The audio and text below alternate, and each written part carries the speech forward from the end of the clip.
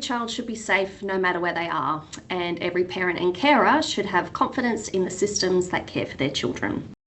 We've seen many cases across Australia where organisations have failed in their responsibility to protect children, where people have exploited system gaps, and where children have suffered.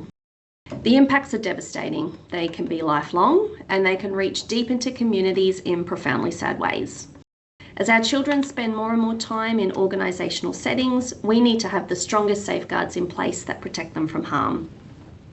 Queensland's Reportable Conduct Scheme works to achieve this. It aims to create a culture where children, parents, carers and workers feel confident to raise concerns. It plays a critical role in identifying concerning behaviour that could indicate a risk to children. And critically, it provides a system to connect that information with other organisations across Queensland.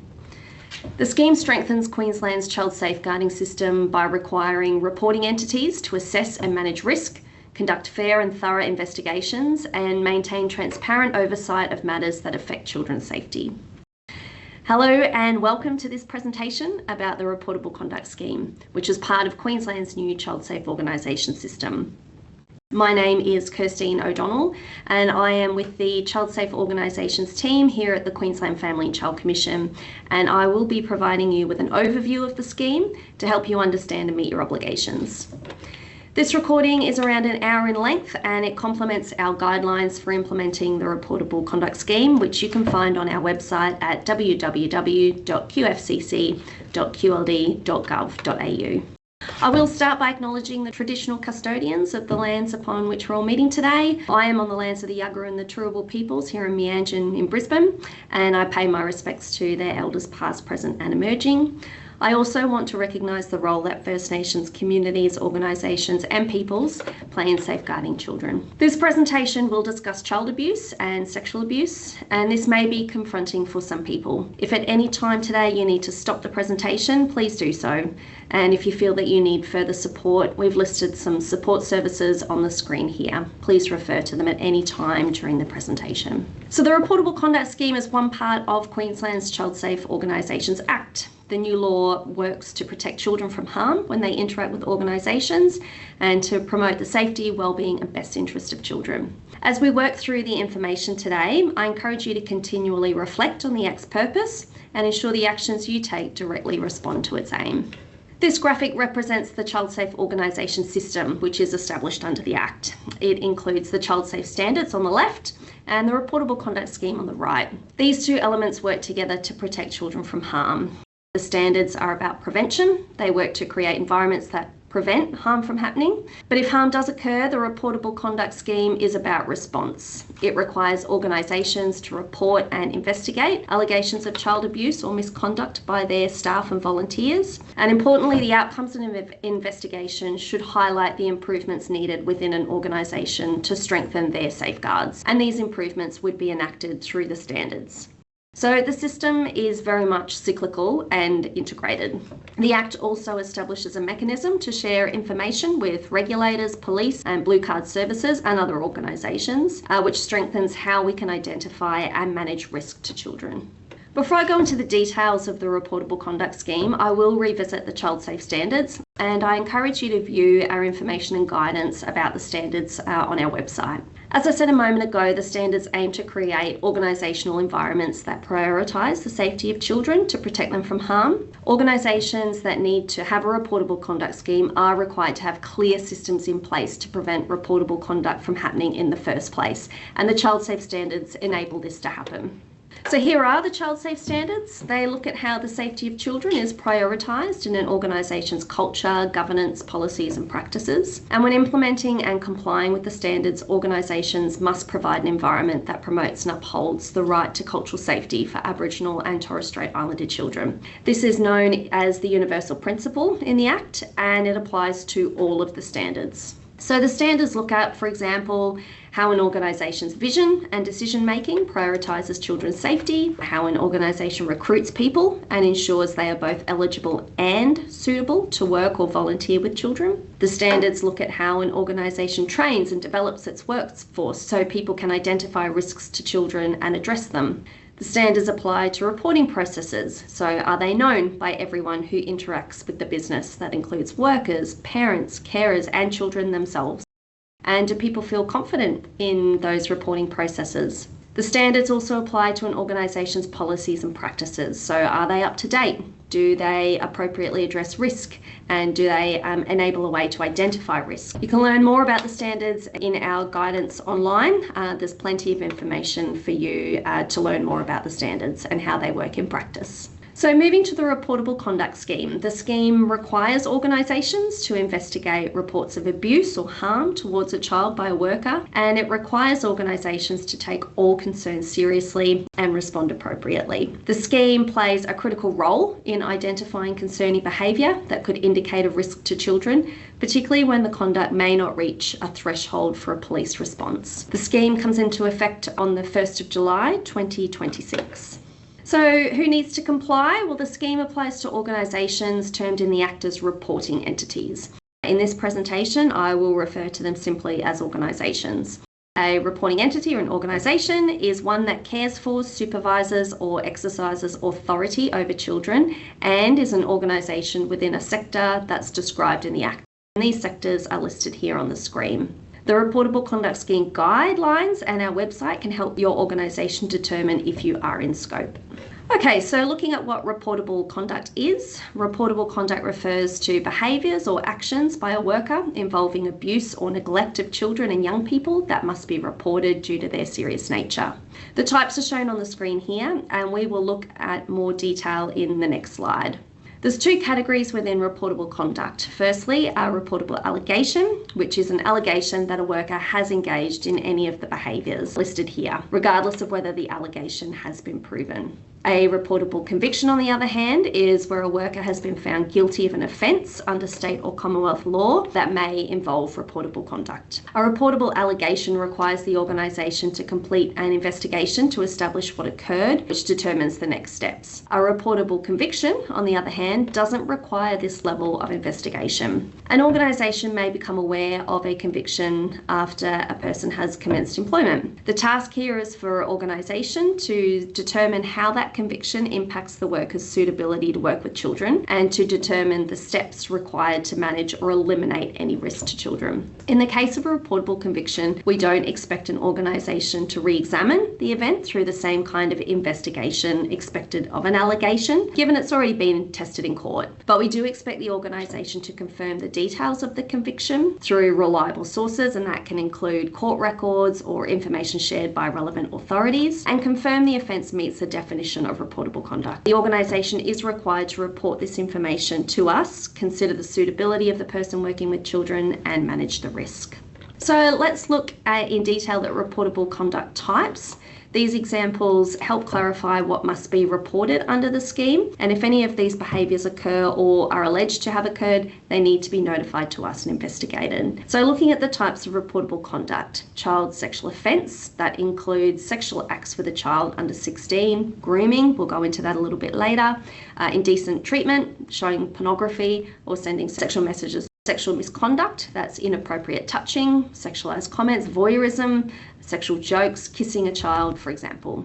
Ill treatment of a child can include excessive or degrading demands, hostile or humiliating comments, locking a child in a room, or unreasonable punishment. Significant neglect, this is failure to provide food or medical care, leaving a child unsupervised, withholding basic care, exposing a child to an unsafe environment. Physical violence, examples are hitting, kicking, dragging, spitting, using objects to strike, excessive or inappropriate restraint.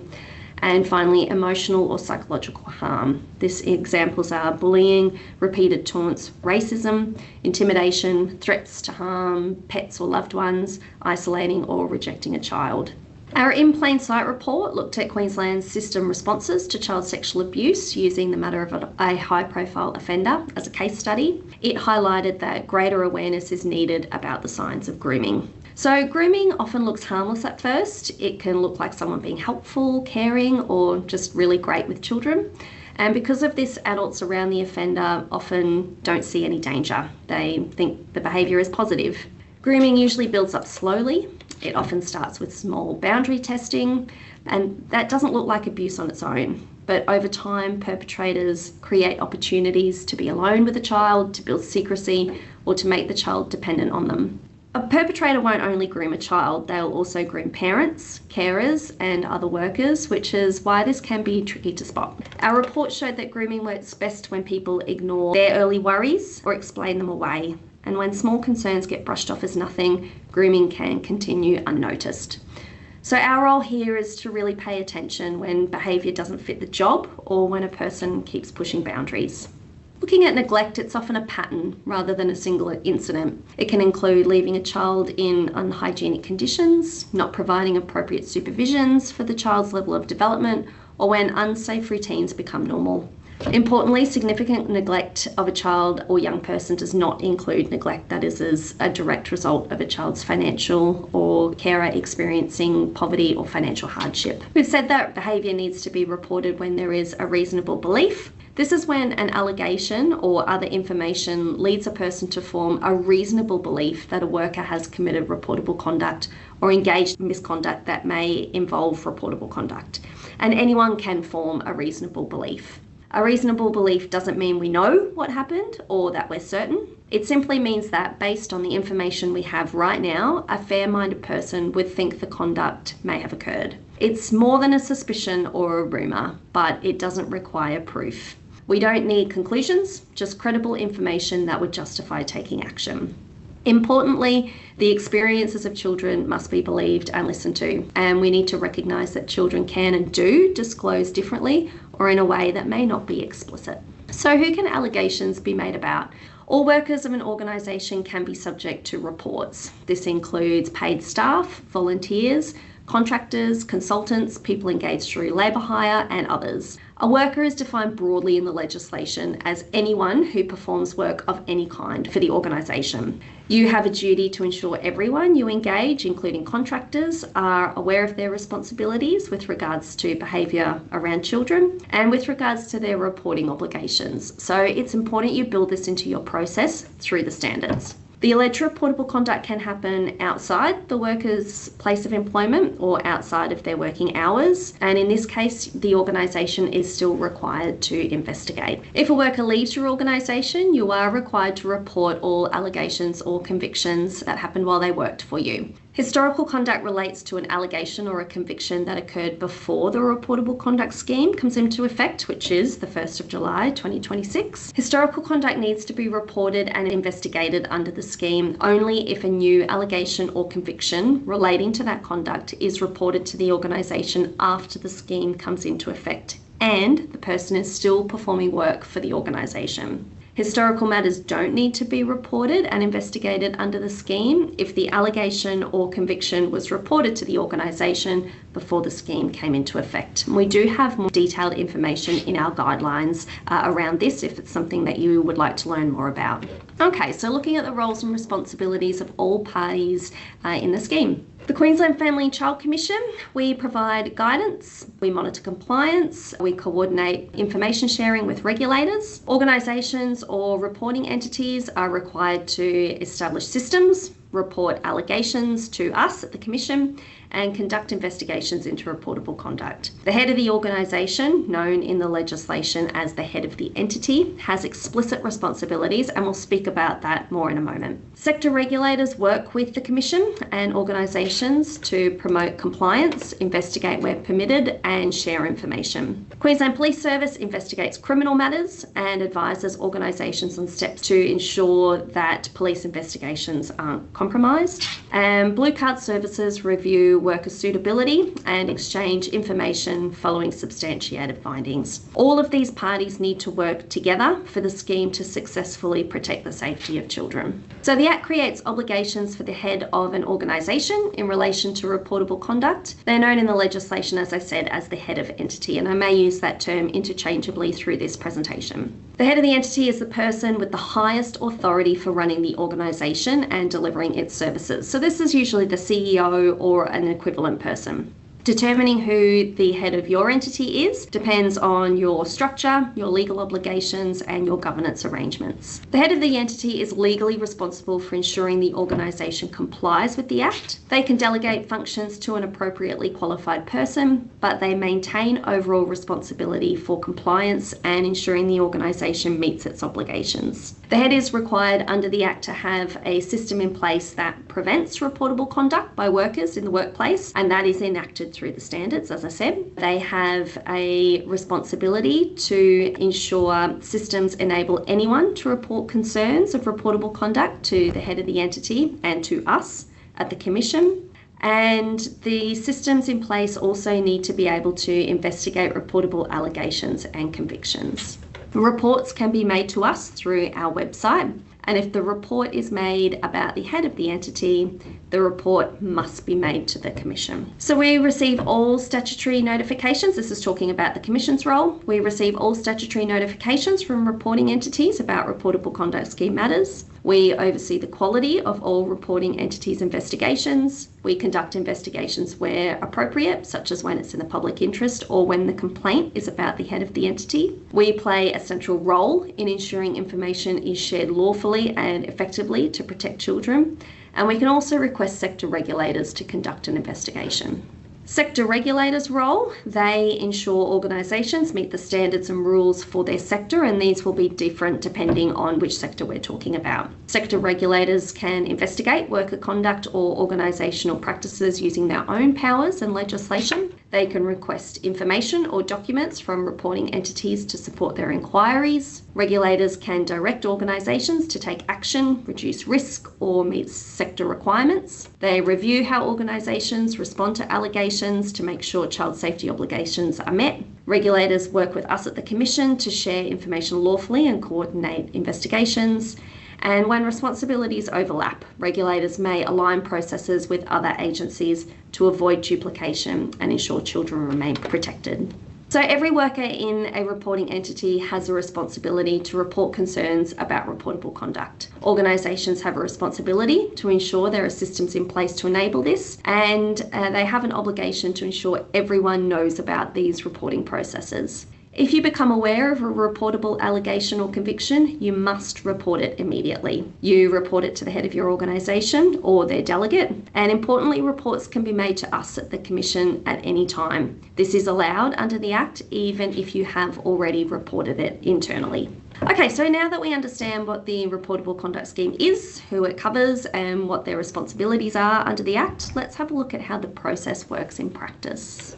So this diagram shows the key steps and timeframes for responding to a report. Before we get into the steps, I will stress that an organisation's primary focus must always be on minimising any risk to children. This should be the first step before any reporting process starts, and it should continue to be the primary focus throughout the entire reportable conduct process. So workers must notify the head of the organisation, and the head has specific responsibilities under the scheme. They are to notify the Commission within 3 business days of a concern, allegation or conviction coming to their attention. They need to commence an investigation as soon as practical. They need to provide an interim report within 30 business days to us, and they need to provide a final report as soon as possible. These reports are made via our website, and the outcomes of the investigation are shared with police, blue card services and other regulators, as I've mentioned before. Reportable conduct investigations may trigger a Child Safe Standards directed self-assessment. This is a request for information from the organisation about the systems it has in place to prevent harm. We'll go through the requirements of each of these stages shortly. I just want to highlight this point. It is an offence to fail to notify and provide reports to the Commission about reportable conduct and investigations. Failure to report may result in the head of the reporting entity receiving a financial penalty of almost $17,000. So the key message here is act quickly and promptly when you do receive a report. Suspected criminal conduct must be reported to the police immediately. Organisations aren't required to complete a full investigation before notifying police. Police will advise if they require you to pause your investigation while they investigate. They will provide you with the information about any requirements should they proceed with their own investigation. Okay, so there are 3 stages to responding to an allegation of reportable conduct, and organisations have specific responsibilities across the 3 stages. Stage 1 is to document the report, assess it, and notify us. Stage 2 is about planning and conducting your investigation and updating us accordingly. And stage 3 is about finalising your investigation, reporting your findings, and implementing any changes required. We may ask for further information throughout the process and as you report to us. We have been asked about whether we will be prescribing the use of templates, and I can advise that we won't be. We will have templates available, but you don't have to use them. You can provide the information however you choose, as long as it includes the information required under the Act, and we'll go through that now. Alright, so stage 1 is about receiving a report, assessing immediate risks, and documenting the report and notifying us. After you receive a report, the head of the organisation should immediately assess any risk to children and manage the risks identified. So risk management is a core obligation under the Act and needs to occur throughout the entire investigation process, and I'll be referring to this throughout the remainder of the presentation. This involves immediately assessing all available information to identify risks relating to the child or children involved, other children or young people, families and carers, adult witnesses including co-workers, and the worker who is involved. You should also consider any risks relating to other statutory or regulatory investigations being conducted by sector regulators or police, or digital and information-based risks, which can include, for example, access to databases. The actions you take in response to the immediate risk assessment must be included in the initial notification to us and be reported to us at every stage of the reportable conduct scheme process. So what is risk management? Once you have identified the risks, you then need to take action to reduce or eliminate them. And these can include, these are just examples, increasing supervision of the person, modifying their duties or relocating them, restricting access to digital systems, personal information, CCTV or case notes, or securing evidence, restricting contact with staff, witnesses or families, or suspension in some cases where that is proportionate to the risk. These are examples, and you may be required to implement other actions to manage the risks to children. But it's important to remember that risk management must be carried out throughout the entirety of your investigation. This really must be the primary focus for you as you progress through. The Reportable Conduct Scheme enables information sharing to create a safety net that can better identify risks, but this relies on thorough, accurate and current records. Our In Plain Sight report looked at the offending of a high-profile offender, and it found that opportunities were missed to detect the offending because information was not always recorded properly and it couldn't always be connected.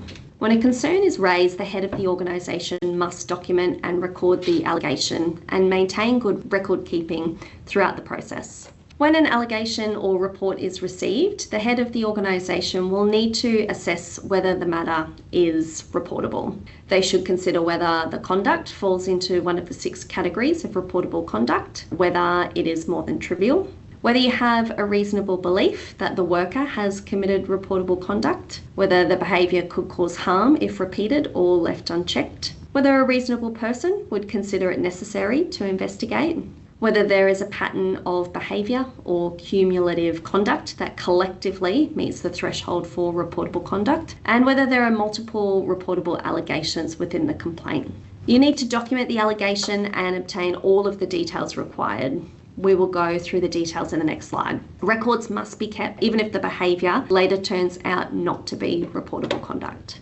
Okay, so the next step is to notify us at the Commission. This is a legal requirement under the Act. The initial report must be provided within 3 business days of the head of the organisation becoming aware of the matter. It must include details of the allegation or conviction, information about the worker, including their name and aliases and their date of birth if known, the name of the head of the entity, name and contact details of the organisation, notifications you've made to sector regulators or to police, and the actions you've taken to manage risk, including steps to prevent the worker from having contact with children and any disciplinary action taken or planned. Our guidelines detail the information required to be included in this initial report. Timeliness is critical here. You must submit the notification even if you don't have all the details yet. We will use this information to assess risk and to determine the level of oversight required from us. Remember, failing to notify within the time frame is an offence and can result in a financial penalty. So act quickly and make sure your systems support prompt reporting. Now let's look at stage 2, which focuses on the investigation and the interim report. Your investigation should start as soon as practical after providing us with the initial report. The head of the organisation or their delegate will develop the plan before an investigation commences, and this will likely be done with an investigator. The plan will include a number of items which are shown on the screen. It should define the allegation of reportable conduct, determine the scope, identify witnesses, documents and other sources of evidence. It should identify the questions that need to be answered, the evidence needed to answer those questions, and the best way to obtain the evidence. It should set timeframes for the investigation and record interim risk management measures and review points. It should establish a communication plan and documentation approach. It should identify any special needs for involved parties and how these will be addressed. It should identify the ways information will be recorded and stored, and it should document the details and management of any real or perceived conflicts of interest. We'll go through these in the next few slides. As part of the planning, it's helpful to understand what a high-quality investigation looks like. It's child-centred and trauma-aware, and it minimises harm and distress to children involved. It's culturally safe and inclusive for Aboriginal and Torres Strait Islander children, children from culturally and linguistically diverse backgrounds, and for children with special needs. It's well planned with a written investigation plan outlining scope, the tasks and responsibilities, interview sequencing and risk controls. It uses record keeping in real time, including an evidence log and interview notes. It's impartial and free from conflicts of interest. It ensures procedural fairness, giving the worker an opportunity to respond to the allegations, and it maintains strict confidentiality, sharing information only with those who have a lawful and operational need to know. To deliver a high-quality investigation, you need to nominate an investigator with the required skills. And when you're doing this, you need to consider their capability. Does the organisation have a person with the appropriate skills? Do they have experience and independence to conduct the investigation? If not, you might need to consider engaging an external investigator. You also need to consider the investigator's experience and training. Do they have experience working with children? Do they understand child development and trauma-informed practice? Do they have current investigations training, and can they provide evidence of current qualifications or credentials? You'll also want to consider their skill in ensuring cultural safety and inclusion. And that means asking how will they conduct the investigation in a culturally safe, inclusive and respectful way for Aboriginal and Torres Strait Islander children and children with particular need or those from culturally and linguistically diverse backgrounds. You'll also need to consider how risks to children, workers and the integrity of the investigation will be managed through the entire process. The head of the organisation must ensure procedural fairness, which means risks that could threaten the integrity of an investigation should be mitigated. The two core elements of procedural fairness are freedom from bias, which means that investigations and decision-making must be conducted by a person who is and is objectively perceived to be impartial, and any actual, potential or perceived conflicts of interest are identified and managed. This means the investigator or decision maker mustn't have a personal interest in the matter. They must not have a close relationship or conflict with any person involved. They must not have already expressed a view about the worker's behaviour, and they must approach the matter with an open mind. The second element is a right to a fair hearing. This means the worker must be informed of the allegation and any material that will be used in decision making and be given a genuine opportunity to respond before any finding is made. This includes being told the substance of the allegation, being given access to relevant information where it can be shared without jeopardising the investigation, jeopardising police inquiries or the safety of children, and noting some information may need to be withheld or redacted to protect evidence, ongoing investigations, or the identity of the notifier. It includes being given reasonable time and a clear way to respond to the information, and being able to provide their side of events, correct misunderstandings, or present additional information within the limits of what can be safely disclosed. It also includes being informed if the reporting entity proposes to make any adverse findings and being allowed to comment before a final decision is made. During an investigation, reasonable steps should be taken to collect relevant and reliable evidence. Evidence can include physical items such as documents, photos, records, phones, computers and devices. It can include site inspections documented by photos, diagrams or descriptions of relevant locations. It can include expert evidence such as medical, psychological or technical expertise, and it can include statements or information from the child or young person involved, their parents and carers, witnesses or the person subject to the allegations. When a child or young person discloses harm, in most cases interviews should be conducted by a person who is appropriately trained and experienced in interviewing children. When planning an interview with a child or young person, you really need to consider their views about how the interview should be conducted, including who they feel safe with and what supports they need, whether they have already been interviewed about the matter, and if so, whether the investigator can rely on information from that interview to avoid unnecessarily interviewing the child or young person again, which can cause further harm. They need to consider the child's age, maturity and developmental stage and adjust the interview approach accordingly. They need to consider cultural safety and inclusion, including language, cultural, religious or community support needs. They need to consider support needs for different abilities, for example, how non-verbal children communicate and the supports they need to ensure that they're understood. And they need to consider whether a parent, guardian or support person should be present. You should take every effort to eliminate risk of causing further harm to children throughout the investigation. Once you have established the details and understand the allegation, you need to provide a letter of allegation, which explains to the worker exactly what has been alleged about their behaviour. It's usually written by the investigator and approved by the head of the organisation. The letter gives the worker a clear written record of the allegations so they understand what they need to respond to. This is an important part of procedural fairness. The letter should clearly list each allegation. It should give enough detail so the worker understands what happened, when, and what the concern is about. It should explain any proposed findings so they can respond properly. The letter should also explain that if any allegation is substantiated, the Commission must report it to Blue Card Services, which may lead to a review of the workers' Working with Children check. The Act allows organisations to share information with the child who is connected to the conduct being investigated and their parent or carer or guardian. This can include updates on the progress of the investigation, the findings, the reasons for those findings and any actions taken. When sharing information, organisations must think about what support the child or family may need, both at the time the information is shared and as the investigation continues.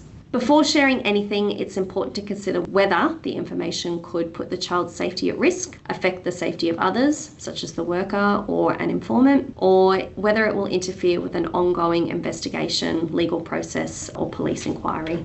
The Reportable Conduct Scheme does not affect any existing reporting requirements such as mandatory reporting or requirements to report to police and sector regulators, as I've already mentioned. This means you will need to consider any overlapping or parallel investigations and how the Reportable Conduct Scheme investigation will align with those processes without compromising them. So the task for your organisation is to look at your existing reporting requirements and build in the Reportable Conduct Scheme reporting process. When multiple investigations occur at once, it's important you always prioritise children's safety and ensure there are no gaps in safety as a result of the multiple investigations. You need to plan early and clarify the roles with the other parties. You need to respect that police investigations always take priority. You may be instructed to pause or adjust your investigation to avoid interference. You need to maintain fairness throughout, and you need to record decisions and share information lawfully under the Act. If the organisation can't investigate, for example, due to a conflict of interest or legal constraint, the head of the entity is required to notify us at the Commission and provide reasoning. The departure of a worker is not a reason not to investigate. Information about a Reportable Conduct Scheme investigation must be kept confidential unless there is a clear reason to share it. It's important that everyone involved is reminded not to discuss the matter, except with those who need to know. All of this information needs to be included in the interim report, which is due to us within 30 days of the initial report. The interim report progressing the matter demonstrates how you are actively managing risks. We mentioned that the risk assessment and management is ongoing throughout the process, and you need to update your risk assessment whenever new information becomes available. So this can include, for example, when new evidence emerges throughout the investigation, if you have staffing or access arrangement changes, or if investigations are paused due to police involvement, or if we provide advice as part of our oversight. Okay, so now let's talk about the third stage, finalising the investigation, the final report and implementation of improvements. To finalise a matter, an organisation needs to complete the investigation, look at the evidence, make a finding, prepare the final report and implement the outcomes. So at this point, organisations should ask, does our analysis of the evidence support the proposed findings? What is the appropriate risk management response to the findings? Do we need to provide ongoing support for children, young people, families or the workers affected? What can and should be done to improve our systems and our ability to prevent and identify these behaviours? Can improvements be made to the way we conduct investigations in the future? How can the outcomes of the investigation strengthen our implementation of the child safe standards? When finalising investigations, your focus should be on making decisions based on solid, reliable evidence, not rumours or assumptions. Stronger, more consistent evidence should carry more weight in the decisions, so look at whether the evidence is supported or contradicted by other information. Think about credibility. Does the evidence make sense in its full context? Consider the source. Is it objective, like CCTV or documents? Or is it opinion, hearsay, or is it unclear? Make sure the worker has had a fair chance to respond to the evidence before you rely on it. And remember that your goal is to be fair. You need to ensure that your assessment is balanced and that it's based only on the evidence that's available to you. Investigations need to produce clear, well-explained findings for every allegation. Your findings must be based on evidence, not assumptions or opinions. The investigation uses the balance of probabilities standard. This means deciding whether something is more likely than not to have happened. This is a lower standard than criminal cases, which require proof beyond reasonable doubt. Formal courtroom rules of evidence don't apply, but the decision still needs to be reasonable and based on reliable information. The more serious the allegation, the stronger and better quality the evidence needs to be. There's 4 possible findings an investigator can make about an allegation: substantiated, unsubstantiated, no outcome, and conduct outside the scheme. We'll go through what each of those mean now. So substantiated means that there is sufficient evidence to find on the balance of probabilities the reportable conduct occurred, or in other words, it is more likely than not. Unsubstantiated means that the evidence suggests it is more likely than not that the alleged conduct did not occur. In exceptional circumstances, it may not be possible to determine whether the reportable conduct was substantiated or unsubstantiated. Exceptional circumstances may include if the allegation is historical, and despite the investigators' reasonable efforts, there isn't enough evidence available or able to be collected to properly assess the allegation. This would be recorded as no outcome. You should record the reasons why no outcome was reached and document this in your final report. And finally, when the decision maker has investigated the conduct and finds that conduct occurred but does not meet the definition of reportable conduct under the Act, the finding is recorded as conduct outside the scheme. Even if the finding for a reportable allegation is unsubstantiated, or if you find there is no outcome, it must still be reported to us in your final report. A final risk assessment must be done at the end of every investigation, no matter the outcome. It helps decide what actions the organisation needs to take next. The assessment should look at children and families and the support they need, as well as future contact with the worker. It should look at the worker and any support, training or disciplinary action needed. It should look at the organisation's culture, systems and policies and procedures and processes that may need strengthening. The final report to us must explain the actions taken to manage risk, including steps to keep children safe, as well as any disciplinary action against the worker. As I said at the beginning, we may also ask the organisation to complete a self-assessment against the child safe standards to improve practices and strengthen the safeguards in place. The final report must include the items shown here on the screen. So it must document what happened, the findings, why those findings were made and the reasons for the decisions, the evidence you've relied on to arrive at your decision, any involvement with other agencies, the actions taken about the worker, actions taken to improve child safety systems. That includes updating policies, strengthening your processes, or improving compliance with the child safe standards. And if no action is taken, the report must clearly explain why no action was taken. These are detailed in our guidelines and they are requirements under the Act.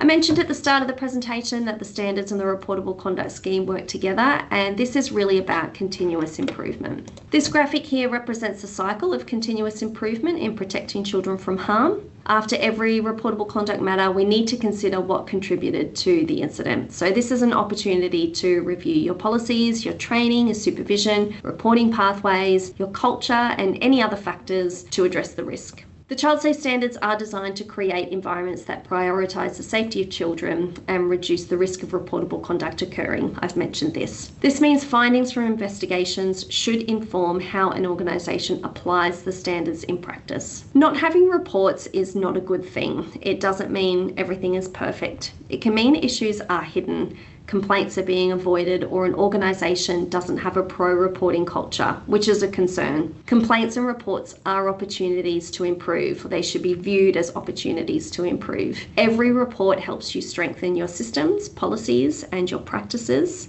to keep children safe.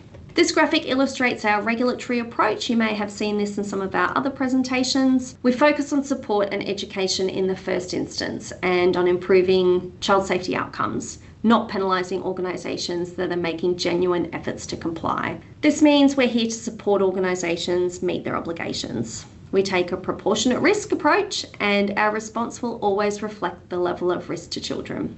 But we do have powers available to us and we will use them if needed where there is a serious risk, repeated non-compliance or unwillingness to improve or report. And this enforcement aspect is shown at the top of the pyramid. Everything we have been through today is detailed in our comprehensive guide to Queensland's Reportable Conduct Scheme, which is available on our website at www.qfcc.qld.gov.au. You can also find resources to help you implement the child safe standards, including our comprehensive guidelines, a quick reference guide, which is an abridged version of the extended guidelines. We've also got a self-assessment tool to help you evaluate where you are and what actions you need to take to implement the standards. We have a scenario-based discussion guide, which includes 12 scenarios based on the standards, some videos and questions to guide discussions about how the standards apply in practice. And finally, we have short explainer videos about the standards, which are a helpful awareness-raising tool for you. You can also find our regulatory approach online as well. So that brings us to the end of our presentation, and I hope you have found it useful. The Reportable Conduct Scheme provides us with a clear framework to recognise, report and respond to concerning behaviour. And in doing so, it strengthens trust in the systems that care for children and young people across Queensland. By acting early, responding transparently and working collaboratively with oversight bodies, reporting entities can play a critical role in preventing harm to children and identifying risk before they escalate. We recognise that implementing new requirements takes time, effort and leadership, but thank you for taking this important step towards ensuring that every child is safe wherever they are.